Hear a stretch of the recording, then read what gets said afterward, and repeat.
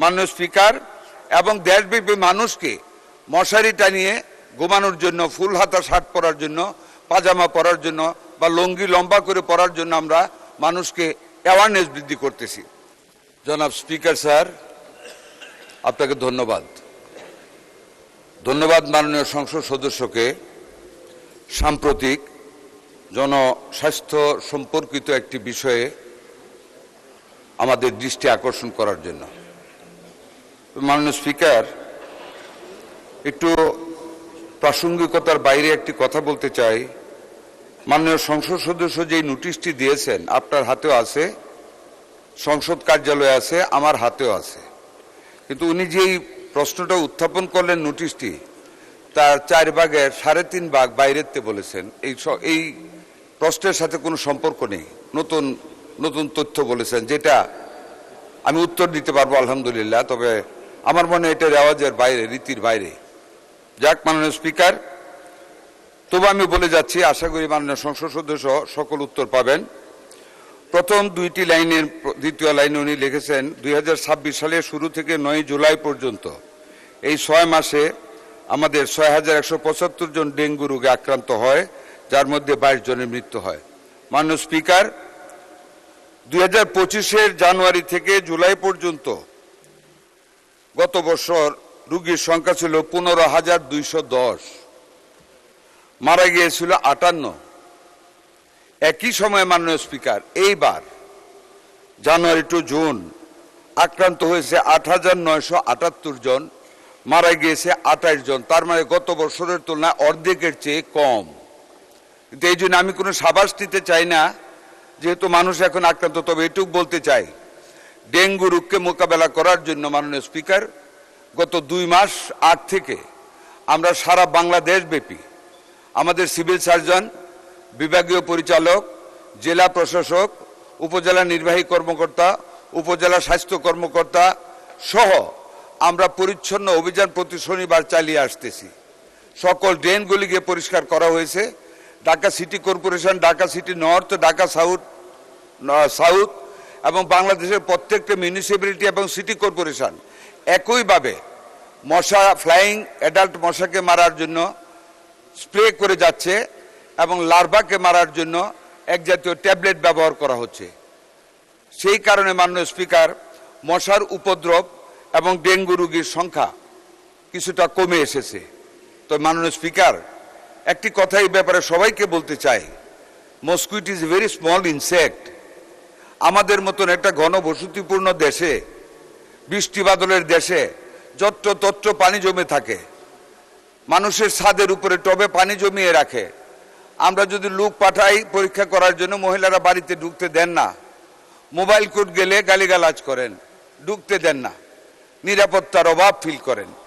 অনেক প্রতিবন্ধকতা সত্ত্বেও মাননীয় স্পিকার, আমাদের সরকার, আমরা দায়িত্ব নেওয়ার পর থেকে আমরা এই ব্যাপারে সজাগ দৃষ্টি রাখতেছি এবং আমরা পরিষ্কার পরিচ্ছন্নতা রাখার জন্য প্রতিনিয়ত আমরা চেষ্টা করে যাচ্ছি, আমরা স্প্রে করে যাচ্ছি, আমরা লার্ভার ট্যাবলেট ছিটিয়ে যাচ্ছি। মাননীয় স্পিকার, এবং দেশব্যাপী মানুষকে মশারি টানিয়ে ঘুমানোর জন্য, ফুল হাতা শার্ট পরার জন্য, পাজামা পরার জন্য বা লুঙ্গি লম্বা করে পরার জন্য আমরা মানুষকে অ্যাওয়ারনেস বৃদ্ধি করতেছি। উনি 6টি বিষয়ে নির্দিষ্টকৃত উত্তর চাচ্ছেন। 1 নম্বর, দেশব্যাপী ডেঙ্গু প্রতিরোধে। আমি এরই মধ্যে বলেছি, ডেঙ্গু প্রতিরোধে আমরা সকল ব্যবস্থা গ্রহণ করেছি।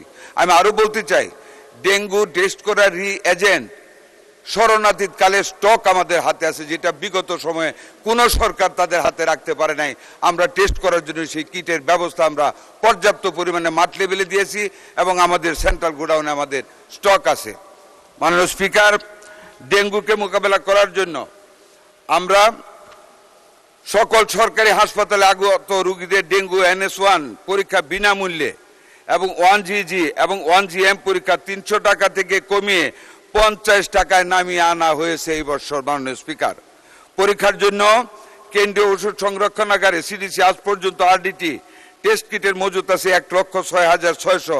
আগামী 1 মাসের মধ্যে আরও প্রায় 5 লক্ষ কিট আমাদের স্টকে যোগ হবে। মাননীয় স্পিকার, ডেঙ্গু রোগ শনাক্তকরণের জন্য প্রয়োজনীয় কিট ও রোগীদের জন্য প্রয়োজনীয় ব্যাগ, ওষুধ সংরক্ষণের 1 লক্ষ স্যালাইন ব্যাগ আমরা এক্সট্রা মজুত রেখেছি। মাননীয় স্পিকার, মাননীয় স্পিকার, সারা বাংলাদেশের প্রত্যেকটি উপজেলা লেভেলে আমরা পর্যাপ্ত পরিমাণে স্যালাইন সরবরাহ করে রেখেছি এবং আমাদের হাতে অনেক স্যালাইন আরও পর্যাপ্ত পরিমাণে যে কোনো মুহূর্তে যে কোনো পরিমাণ স্যালাইনের প্রয়োজন হলে আমরা সরবরাহ করার সক্ষমতা রাখি। আমাদের স্যালাইন এবং কিটের অভাবে কোনো রোগীর কোনো অসুবিধা হবে না। রোগীদের হাসপাতালে ভর্তির ব্যাপারে প্রশ্ন করেছেন মাননীয় স্পিকার, আমরা প্রত্যেকটা হাসপাতালকে প্রস্তুত রেখেছি। যে কোনো সময় যে কোনো পরিমাণ রোগী আসলে আমরা মোবাইল হসপিটালও আমরা তৈরি করে রেখেছি এবং আমাদের সেনাবাহিনীকে প্রস্তুত রাখা হয়েছে।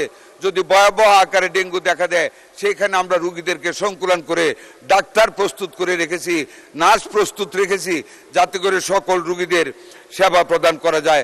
উপজেলা লেভেল পর্যন্ত মাননীয় স্পিকার আমরা সেগুলি করেছি। আইসিইউ, পরীক্ষা নিরীক্ষা, ওষুধ, চিকিৎসক, নার্সের সার্বিক ব্যবস্থা আমরা গ্রহণ করে রেখেছি মাননীয় স্পিকার। মাননীয় স্পিকার, এর ভিতরে যদি ডেঙ্গু রোগীদের জন্য কোনো রকম শ্বাসকষ্টের কারণ দেখা দেয় আমরা আমাদের ভেন্টিলেটর এবং আইসিইউ পর্যন্ত প্রস্তুত রেখেছি, যাতে করে আমাদের কোনো রোগী বিনা চিকিৎসা অবহেলায় যেন মৃত্যুর কোলে ঢলে না পড়ে। আমাদের সরকার আমরা সেই ব্যবস্থা আল্লাহর রহমতে আমরা করতে সক্ষম হয়েছি, আমরা করেছি। সারা দেশব্যাপী লিফলেট বিতরণ করা হচ্ছে। আজকে আমরা জুমে মিটিং করেছি মাননীয় স্পিকার, সারা বাংলাদেশের সকল সিভিল সার্জনদের সাথে। কোথাও যেন বন্যা উপদ্রুত এলাকা সহ কোথাও যেন একটা রুগী ডেঙ্গু রোগী অবহেলায় পতিত না হয়, যদি কারো আক্রমণ হয় সাথে সাথে যেন আমাদের হসপিটালে স্থানান্তর করা হয়। এইভাবে মাননীয় স্পিকার আমরা সার্বিকভাবে সারা বাংলাদেশ ব্যাপী ডেঙ্গুর ব্যাপারে অত্যন্ত সচেতন পরিকল্পনা গ্রহণ করে সামনের দিকে আমাদের মাননীয় প্রধানমন্ত্রীর প্রখর দৃষ্টির অধীনে এবং ওনার সুপরামর্শে আমরা সামনের দিকে এগিয়ে যাচ্ছি। আশা করি সকল মাননীয় সংসদ সদস্যগণ আপনারাও যার যার নিজ নিজ এলাকায় পরিষ্কার পরিচ্ছন্নতা অভিযানটা চালিয়ে যাবেন, যাতে করে আমাদের 18 কোটি মানুষের নিরাপত্তা প্রহরী হয়ে আমরা দাঁড়িয়ে থাকতে পারি। আপনাদের সবাইকে ধন্যবাদ। মাননীয় স্পিকার, আপনাকেও ধন্যবাদ। আপনাকে অসংখ্য ধন্যবাদ মাননীয় মন্ত্রী, যে সুন্দরভাবে বলেন শুনতে ইচ্ছে হয়।